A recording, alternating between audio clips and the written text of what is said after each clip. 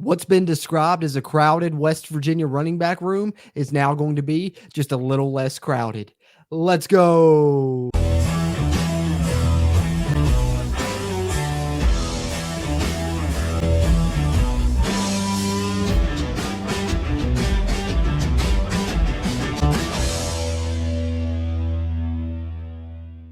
What's going on, Mountaineer Nation? Jordan Cruz back here with the Country Roads webcast. And before I get into this video, I just want to give you guys a quick reminder. If you would, do us a favor, hit that thumbs up button, give us a like on this video. It'll really help not only its performance, but future videos performances here on the channel. And if you're a West Virginia fan and you haven't already, be sure, hit that subscribe button. Helps us and it helps you as it helps get more of this Mountaineer sports content out to Mountaineer Nation. Having said that, let's get into it. All right. As I stated in the cold opening, we've known for a long time that West Virginia has a lot of talented bodies in that running back room. And one thing that we were worried about was that if anyone would choose to leave the Mountaineers, we know the NCAA transfer portal window closed yesterday. But as I mentioned in the live stream that I did here on the channel, just because the transfer portal window closed, you still have to allow a 2 or 3 day window there for that 48-hour rule where that paperwork can take some time to get in. So give it till about Wednesday of this week till you know for sure how many players are leaving your program.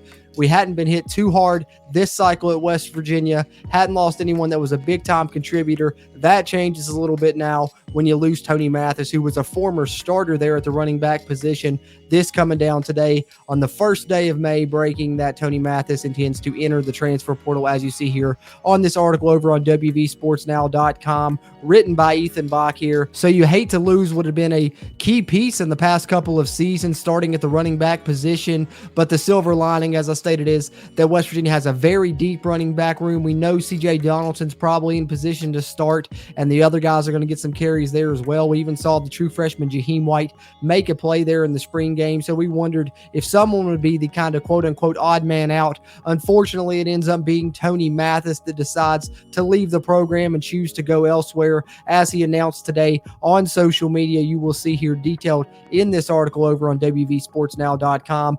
And within his social media post announcing his intentions to enter the transfer portal, he detailed this statement. First, I want to thank God for the opportunity he's blessed me with to even play the game that I love. I would like to thank Coach Brown, Coach Mitch, and the whole strength staff. I appreciate what y'all done for me coming straight out of high school. Huge thank you to Vince, Zach, and the whole training staff for taking care of me, and I couldn't thank y'all enough.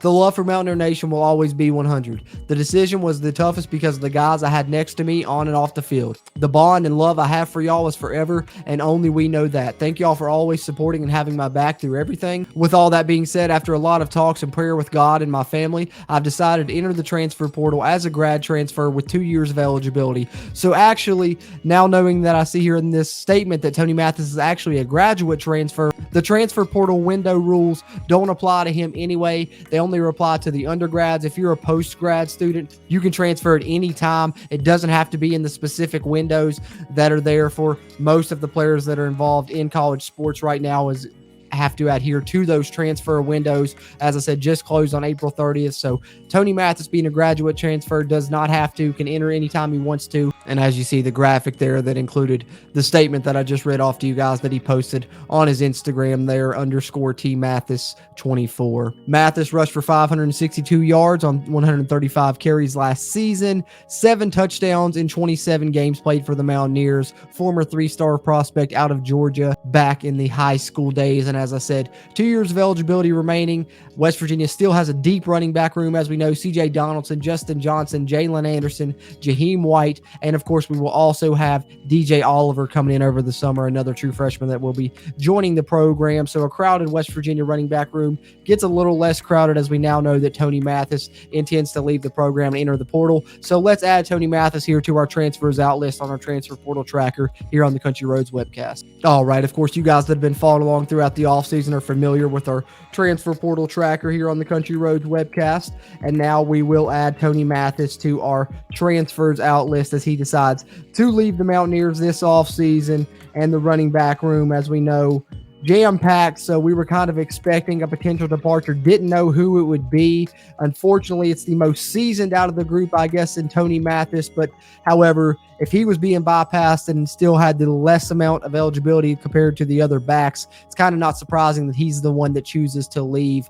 As I show you the transfers in list there, most recently Anthony Wilson added yesterday. If you haven't checked out our video there, we did a live stream talking about that yesterday, and also one talking about Tyron Bradley a couple days prior. But today, the subject of this video, of course, Tony Mathis leaving the West Virginia Mountaineers, adding to the transfers out list here as we continue to update the West Virginia Mountaineers roster, heading through the offseason, looking ahead to the 2023 season with both transfers in and, in this case, a transfer out. So there you have it, Mountaineer Nation. My quick reaction to the news that Tony Mathis will be entering the transfer portal and leaving the West Virginia Mountaineers. But I would love to hear your all's reaction and know your guys' thoughts on this matter, both on the transfer of Tony Mathis and the status of West Virginia's running back room. Do you think C.J. Donaldson is the favorite to start there, as I do now? And do you think that any of the other pieces will choose to leave the West Virginia Mountaineers, or do you think that they are solidly there? However you're feeling there, be sure to let us know down in the comments. We really appreciate the interaction as we continue to try and grow the Country Roads webcast community throughout Mountaineer Nation.